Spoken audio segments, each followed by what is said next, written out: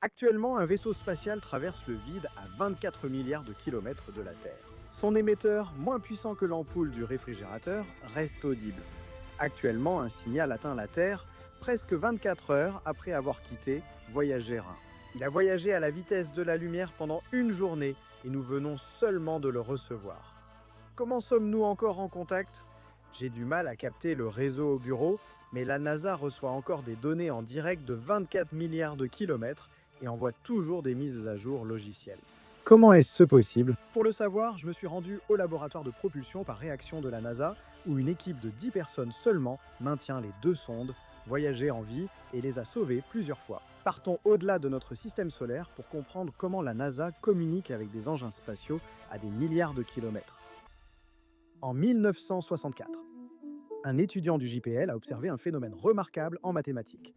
Un alignement planétaire rare, ne survenant que tous les 176 ans, Jupiter, Saturne, Uranus et Neptune allaient s'aligner de façon si parfaite qu'une seule sonde pourrait passer de l'une à l'autre en utilisant l'effet de fronde gravitationnelle.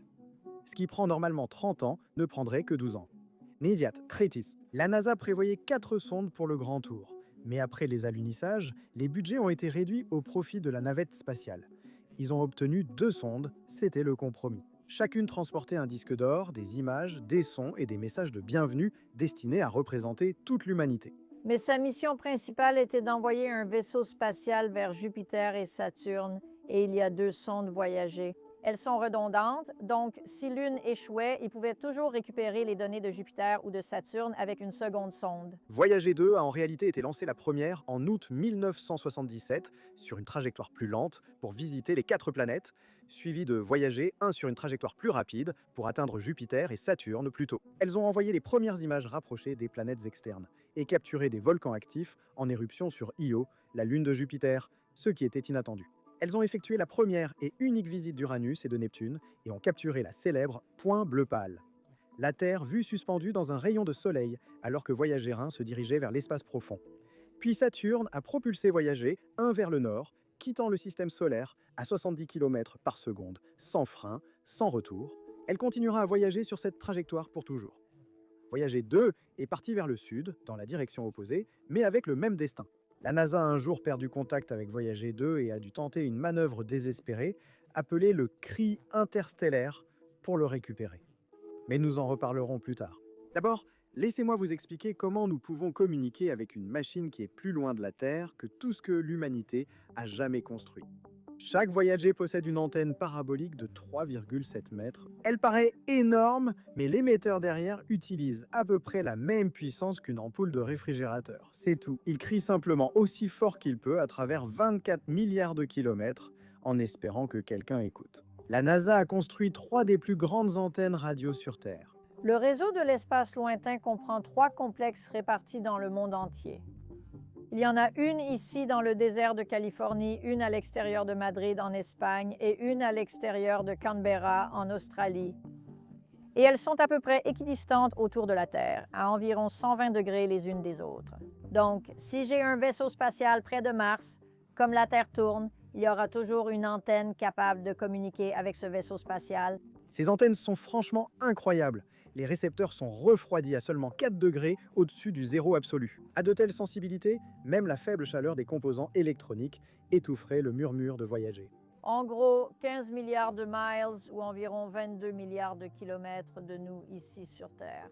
Et il faut toute la surface collectrice de ces antennes du réseau de l'espace profond pour recevoir un tout petit signal de la sonde spatiale. Au moment où le signal de Voyager atteint enfin la Terre, il arrive à moins d'1 attowatt, soit 1 milliardième d'un seul watt. C'est 20 milliards de fois plus faible que la pile d'une montre digitale. Ces énormes paraboles de 70 mètres recueillent toutes les ondes radio qui frappent leur surface et les concentrent sur un seul récepteur incroyablement sensible. Et même là, ils arrivent tout juste à établir le contact.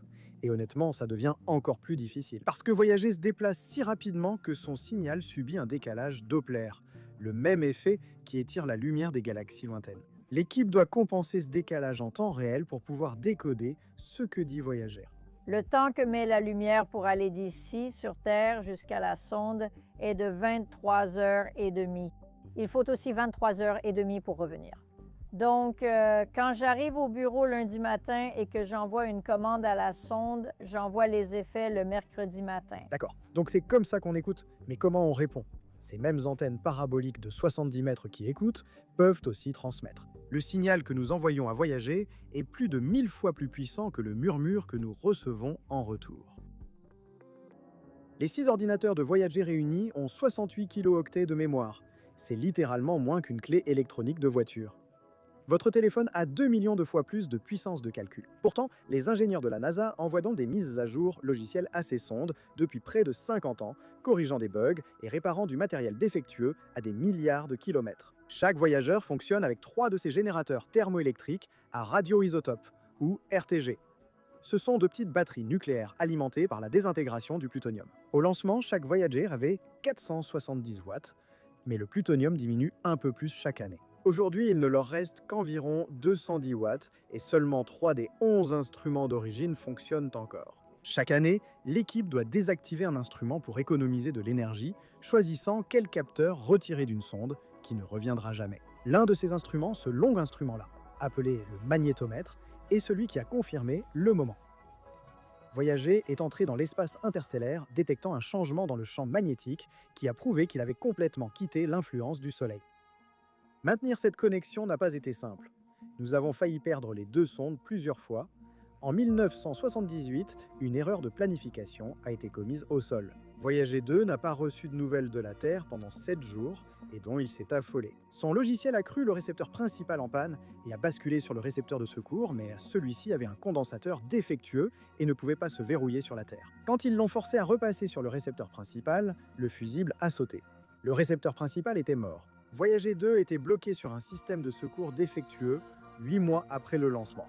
Mais les ingénieurs à Madrid ont eu une idée. Ils ont commencé à envoyer des signaux de test balayant lentement différentes fréquences à la recherche du réglage exact dont le récepteur défectueux avait besoin pour les entendre. Et après des heures d'essai, Voyager 2 a appelé la Terre grâce à cette solution de contournement de 1978.